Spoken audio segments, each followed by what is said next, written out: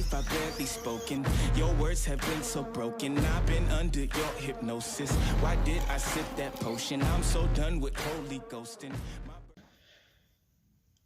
Today I'm going to be installing a Hobbystar 3500 kV 550 size brushless motor. This thing is 4S compatible, 5mm shaft, very nicely machined aluminum can, 40 bucks on eBay. And what we're going to be taking out of here is a Castle Creations 5700 kV motor, 540 size motor, which this motor actually came out of my drag car, and this motor is near 3 years old. It's what propelled my drag car, which was a speedrun car. It propelled it to 77 miles an hour. It's been on a Rustler 2-wheel drive. It's still hanging on, and it's too hot of a motor for a 4-wheel drive. So I'm going to be taking this out, way too high of a kV, putting in a 550 3500 kV, which should run a lot cooler. And this motor that's in here is actually going to be going into my friend's Stampede. So that should be really fun. So before we start, I gotta take off this chassis brace from Traxxas on here because it's blocking the motor cover, which I need to get the pinion on. So I'm actually doing this all with hand tools because I haven't got my MIP tools yet. So let me start with taking off these top bolts.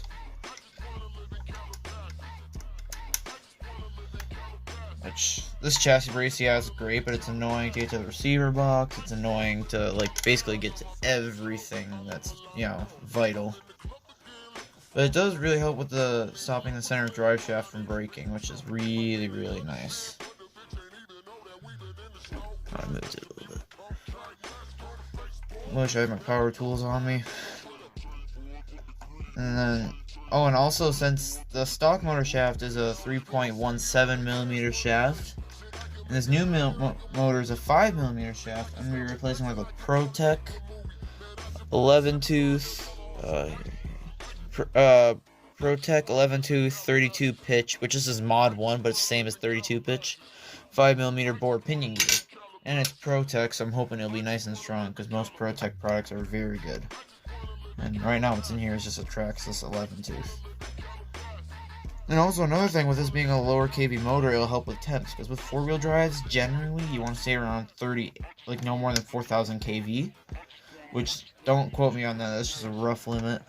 But since usually I run Proline 2.8 trenchers on this car, which are really big tires, I wanted to go with an even lower kV to make sure I wouldn't overheat in the 100-degree weather in the summer, because where I live, it can get pretty warm up here. Okay, alright. Now that that's out, gotta take the 2mm and get these two screws right up here. Which this chassis brace, you can get them in blue, green, orange, and red if I'm not mistaken. They're if you have a Slash 4x4, Rustler 4x4, I would recommend this because you can mount the light kit right here. And also, I did just a few landings in the skate park. They weren't even that bad of landings, but they were nosedives. The center drive shaft got really bent that it almost started hitting the ESC casing. So I would recommend this to anyone who has a 4x4 traxxas. But it makes it a pain to get the receiver box. You have to take it off every time you want to access the gear cover, but it saves you from bending drive shafts all the time, which is great.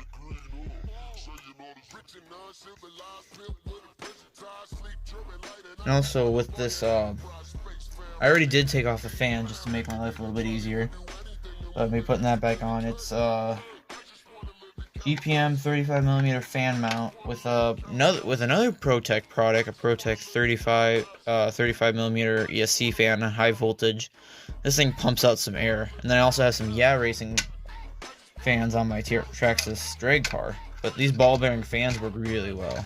Okay, there we go. Chassis brace is out. Alright, so now I can get to the gear cover, which is held on with one screw right here. Also, I'm sorry if it's hard to see, because it's kind of a pain to work on and show you, but you kind of get the idea.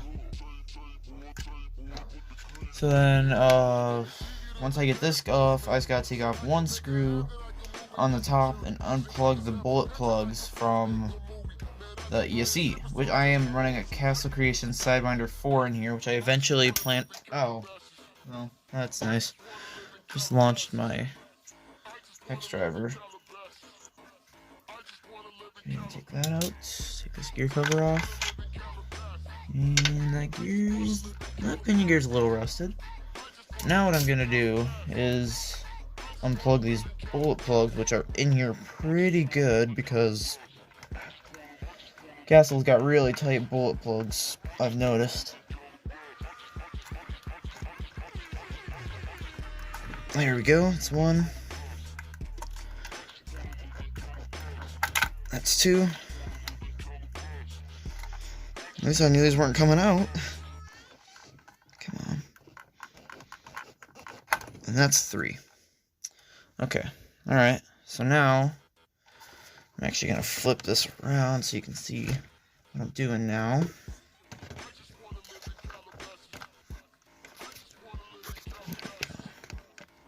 Okay. So now I'm going to be taking out this screw right here. Which, yeah, you can see pretty well. Sorry if it's a little dark. My room's pretty dark to begin with. But is this screw going to come out easy? It didn't last time. There we go. Since I'm still using stock traxxas tools, stuff strips really easily. Which I know. I have some MIP tools I'm going to be getting soon. Let me try getting a better angle. Let me see if this works right here. That works great. And also, if you're wondering what I'm recording with, I'm using my transmitter off my TRX4, which has the telemetry mount, so, because I broke my tripod. So I'm just been using this, and it works pretty good, surprisingly. Alright. Will that come out yet? Nope.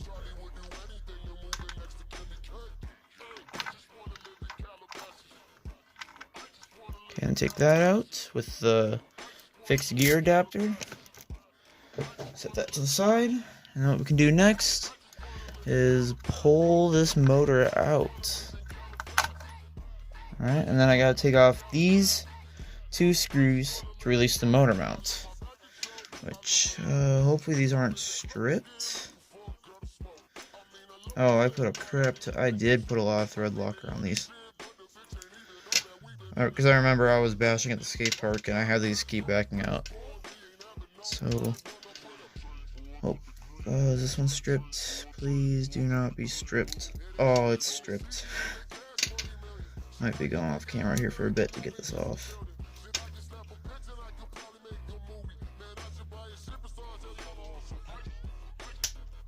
Ooh, wait.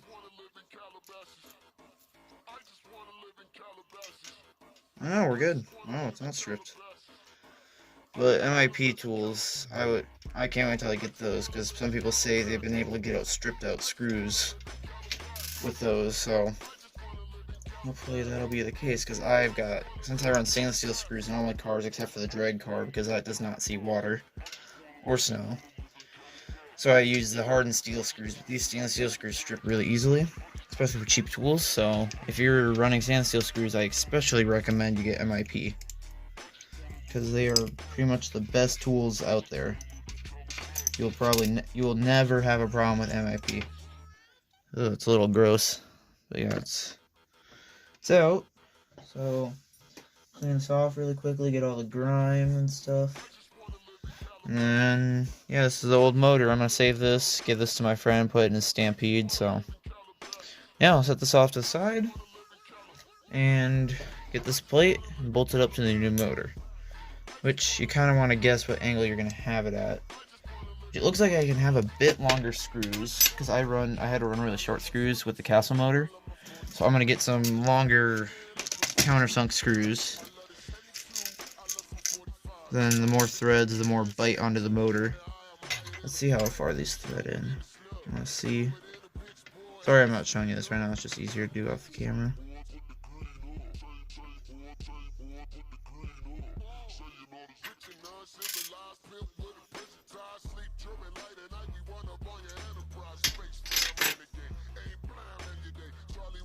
Okay, perfect. I can use these longer screws.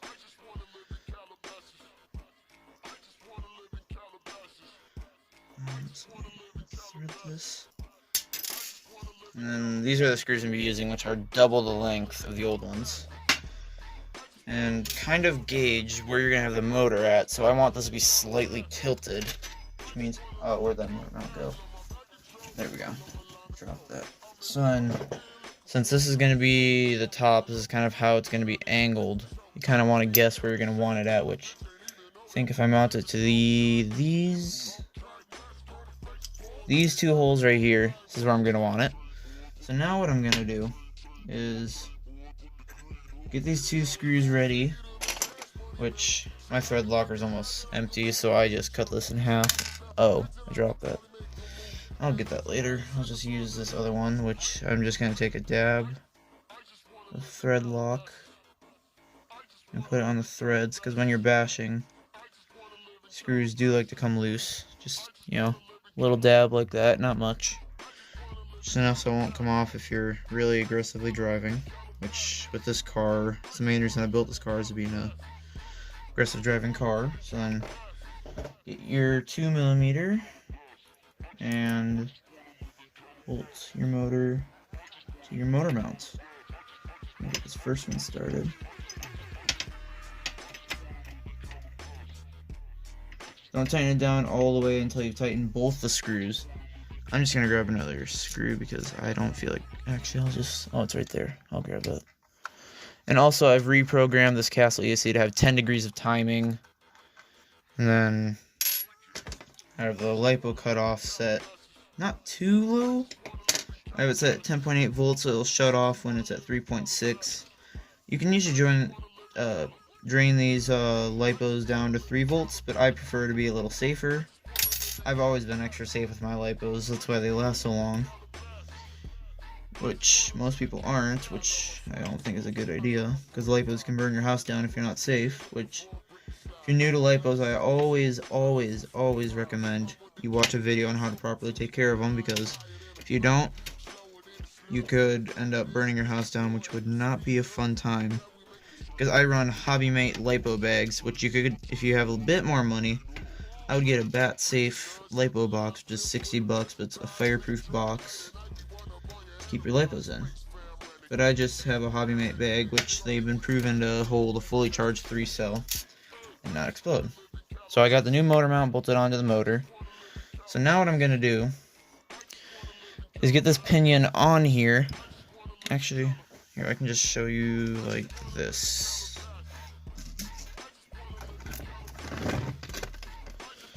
Here we go, I'll show you what I'm doing. So, I'm going to get the grub screw here. You're going to want to grab a 1.5mm hex driver. See if I can find one. I should have one. I think I do have one.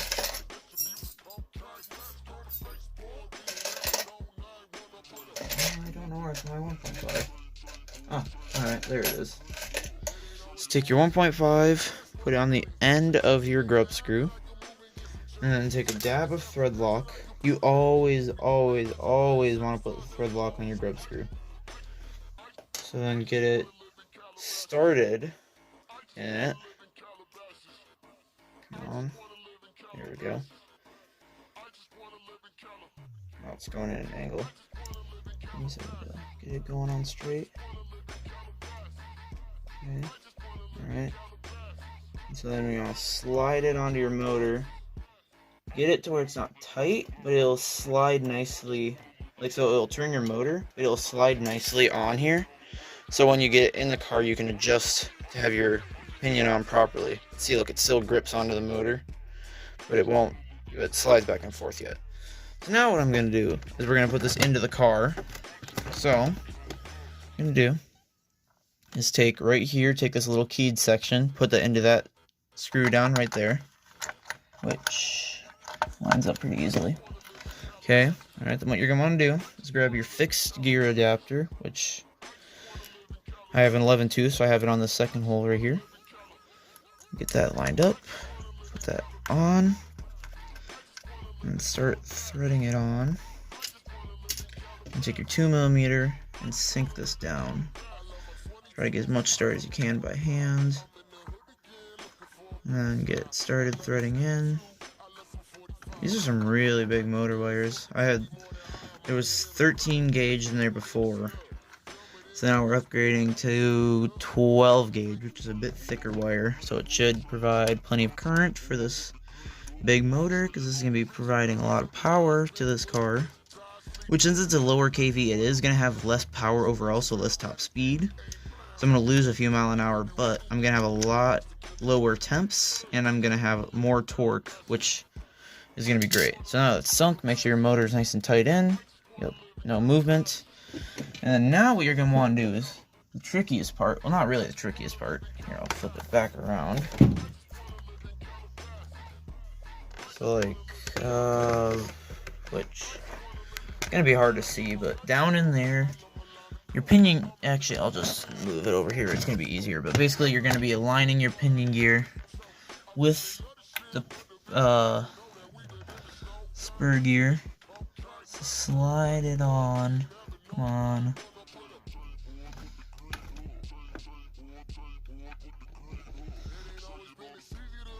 Okay, so then get it to where you have enough mesh with your spur, and then lock it down as tight as you can get it without stripping it, because I've over tightened these many times. And make sure your gear mesh feels great. So I'm going to pick it up and spin it.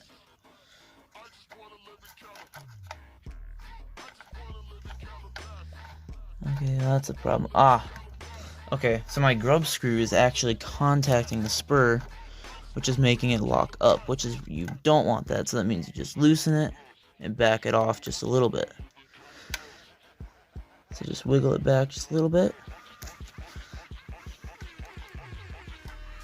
Okay, so it's still got full contact. Then lock it down again. So then double check it spins nicely.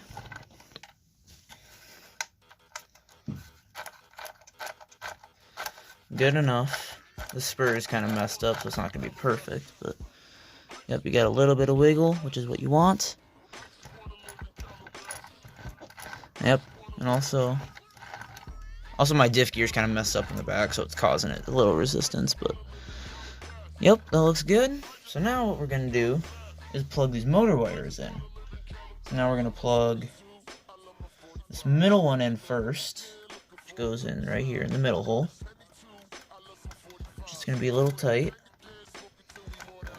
And then this one's going to go right here. And this one's going to go right here. So we're going to loop that under this one. Actually, no, I'm going to cross it over. Plug that in. Make sure these go all the way in. There we go. This one's being a bit of a pain. Make sure these are all the way in. You want the most contact you can. Is that in all the way? Yep, and then this one's going to be a bit of a pain because it's a bit more of a distance. I'm going to have to stretch the wire, which isn't good, but alright. There we go, so motor wires are in. So now what we're going to do, actually, let's install the gear cover first. Put that on. Go, take your single 2mm screw, put that on, take your 2mm, and then tighten this down all the way, not too much. You don't want it to, strip, but enough to where it's snug. So yeah, just keep going until it won't turn no more. There you go. Now, what we're going to do is put the chassis brace on. Okay, we're already in that step. So, now what we're going to do, put the chassis brace on by setting it on here, getting all screw holes lined up. Alright, then start by tightening down your 2mm screws up here.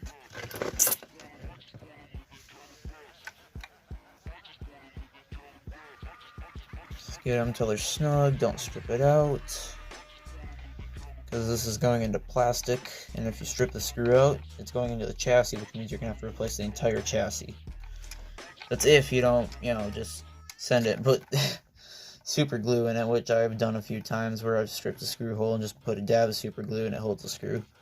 I don't recommend that if you're racing, but if it's your basher, because I would never do that with my drag car.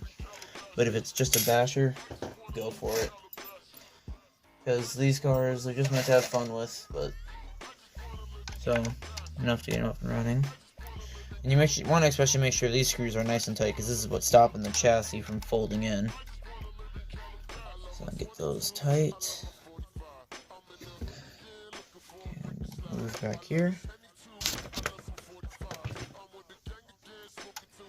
Take this one down.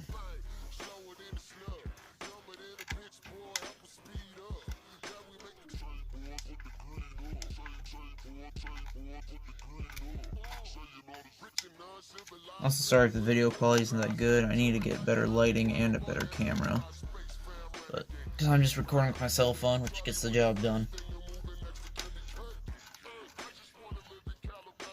Just get that snug. Alright, and do the same with the other one.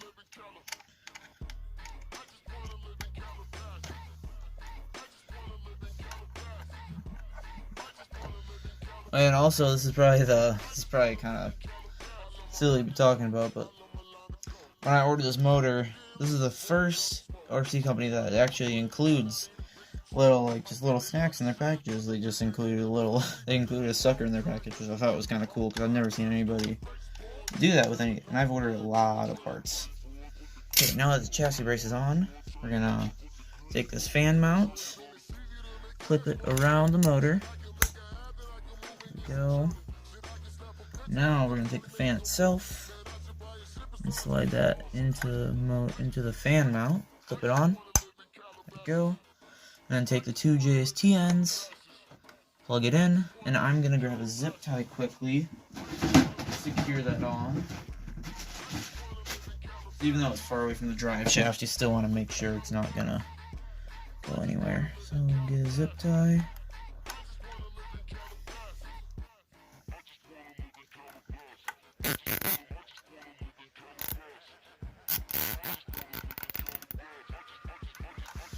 Alright, and then cut it off.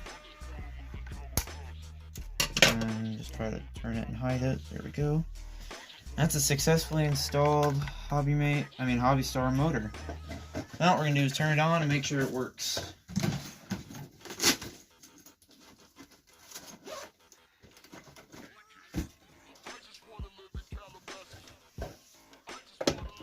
And I got a Power Hobby 3S LiPo here. It's only half charged, so it's not full power. But alright, so controller on, battery on.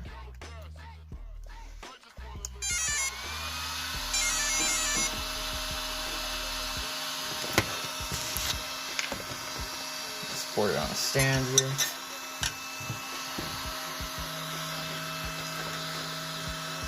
Hold it.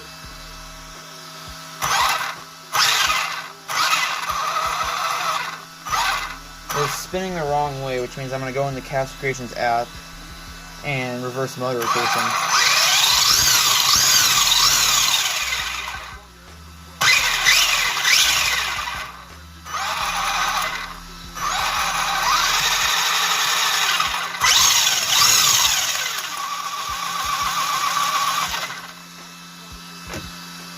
There we go, it's a successful motor install.